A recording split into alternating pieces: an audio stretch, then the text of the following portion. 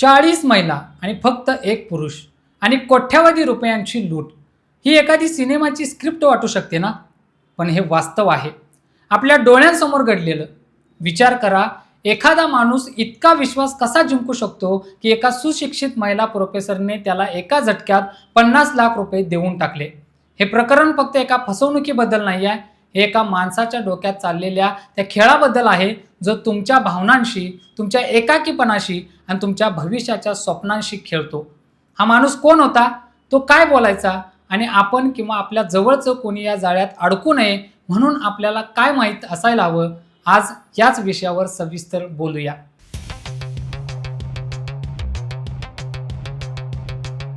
नमस्कार, मी सुनील आणि तुम्ही पाहताय या बोलूया.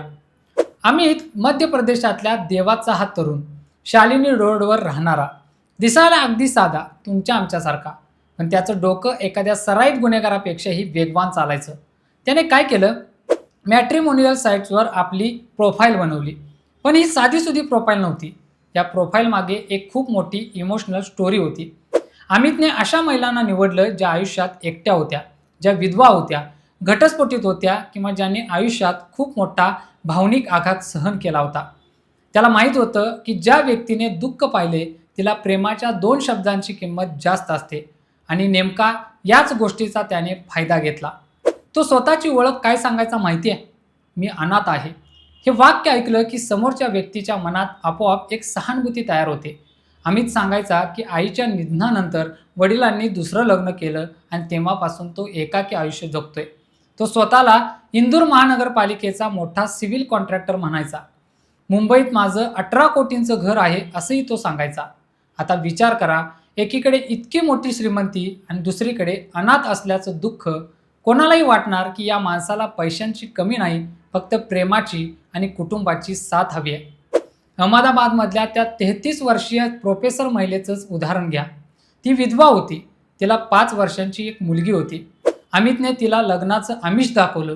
तो तिच्या मुलीशी इतक्या मायेने वागला की त्या प्रोफेसरला वाटलं आपल्या मुलीला एक चांगला बाप मिळतोय.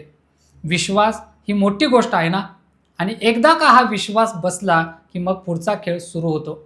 अमितने तिच्याकडून सुरुवातीला वडिलांच्या अपघाताचं कारण सांगून 5 लाख रुपये घेतले. त्यानंतर ईडीची धाड पडणार आहे, माझ्या खात्यात प्रॉब्लेम आहे असं सांगून भीती घातली. त्या प्रोफेसरने घरचे दागिने विकले, कर्ज काढलं आणि त्याला तब्बल 50 लाख रुपये दिले. शेवटी काय झालं, अमित गायब झाला. पण या गोष्टीत एक वळण आलं. यावेळेस महिला गप्प बसल्या नाहीत.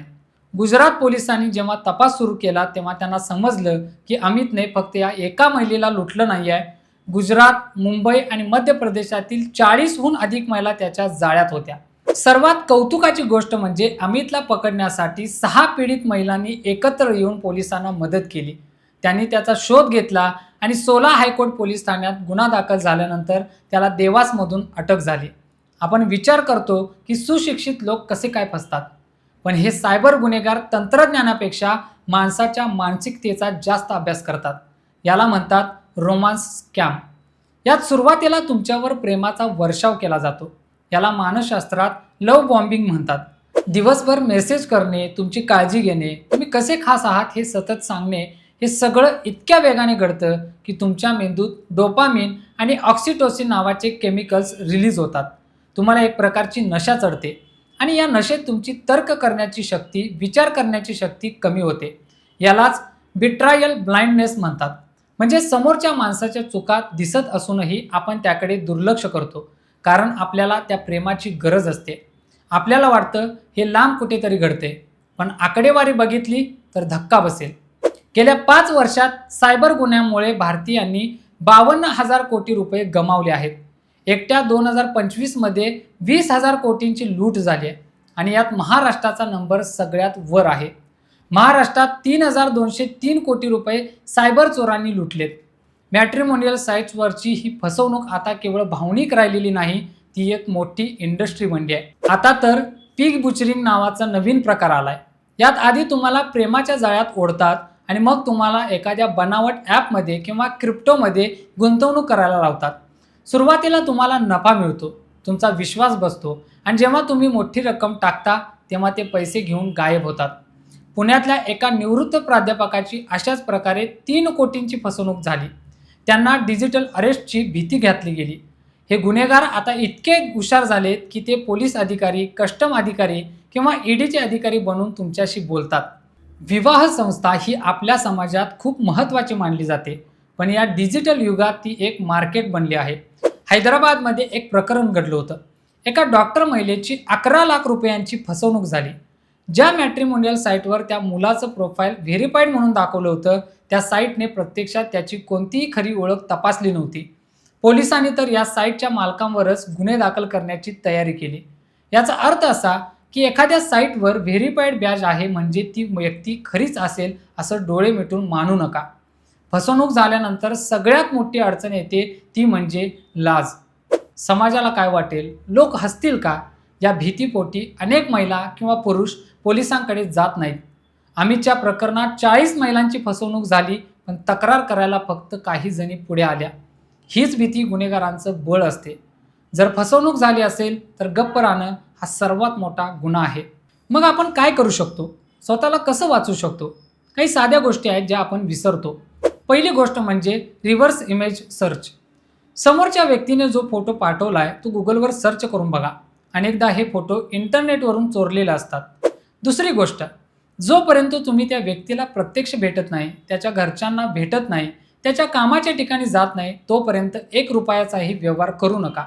लग्नाचं बोलणं सुरू असताना जर कोणी पैशाची मागणी केली तर ते पहिलं धोक्याचं लक्षण आहे.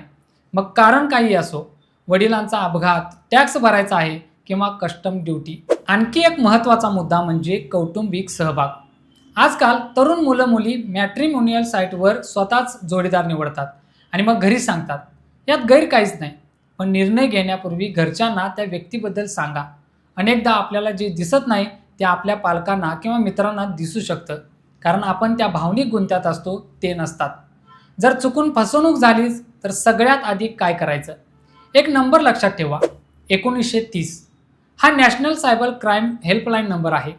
जर तुम्ही पैसे ट्रान्सफर केल्यानंतर पहिल्या 1-2 तासात या नंबरवर कळवलं तर तुमचे पैसे बँक गोठवू शकते.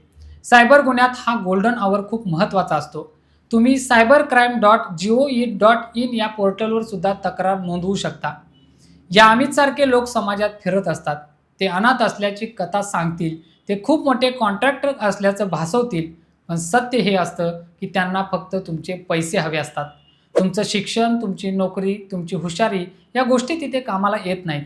तिथे कामाला येते ती तुमची सतर्कता. आपण जेव्हा एखादी साधी वस्तू खरेदी करतो तेव्हा 100 वेळा तपासतो. मग आयुष्यभराचा जोडीदार निवडताना आपण इतकी घाई का करतो? हा विषय फक्त त्या 40 महिलांचा नाही आहे, हा विषय आपल्या सुरक्षिततेचा आहे. तंत्रज्ञान आपल्याला सोयी देतं, पण ते वापरताना आपण किती सजग आहोत हे महत्त्वाचं आहे. सायबर सेल, पोलीस हेल्पलाईन्स हे सगळं मदतीला आहेच, पण तुमची पहिली डाल तुम्ही स्वतः आहात. ही चर्चा इथे संपते आहे, पण हा विषय इथे संपत नाही. तुम्हाला वाटत असेल की अशा घटनांचा अर्थ समजून घेणं गरजेचं आहे, तर हा व्हिडिओ लाईक करा आणि इतरांपर्यंत नक्की पोचवा. तुमचं मत, तुमचा अनुभव, तुमचा दृष्टिकोन कमेंट्समध्ये नक्की सांगा. अशाच वेगवेगळ्या विषयांवर बोलण्यासाठी चॅनलला सबस्क्राईब करा. आजच्या व्हिडिओत इतकंच. नवीन व्हिडिओत नवीन विषयासोबत पुन्हा भेटूया. या बोलूया.